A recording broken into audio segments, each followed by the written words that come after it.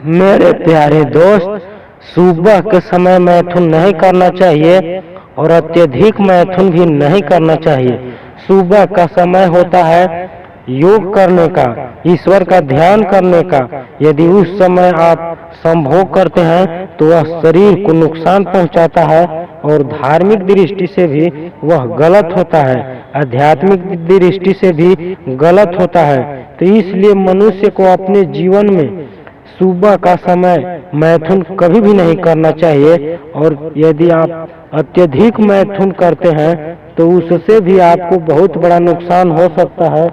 इसलिए इस बात का हमेशा ध्यान रखना चाहिए कि अपने जीवन में अत्यधिक मैथुन कभी भी नहीं करना चाहिए। जो भी अपने जीवन में अत्यधिक मैथुन करते हैं तो उनका शरीर खोखला हो जाता है, जिससे कि बीमारियों से लड़ने का ताकत उसमें नहीं रहता और वह अपने जीवन में बहुत बड़ा नुकसान उसका हो जाता है और बहुत से रोग उसको घेर लेते हैं, बहुत से बीमारियां उसको घेर लेते हैं और उसका पूरा शरीर जर्जर कर देते हैं, जिससे कि वह अपने जीवन में कोई भी काम नहीं कर सकता और उसको शरीर का भी खतरा हो जाता है, उसका शरीर जर्जर हो जाता है, वह मृत्यु को भी प्राप्त हो सकता है और उसका आयु भी घट सकता है। तो इसलिए अपने जीवन में इस बात का हमेशा ध्यान रखना चाहिए कि अपने जीवन में समृद्ध बनने के लिए अत्यधिक मैथुन नहीं करना चाहिए और सुबह का समय भी मैथुन नहीं करना चाहिए।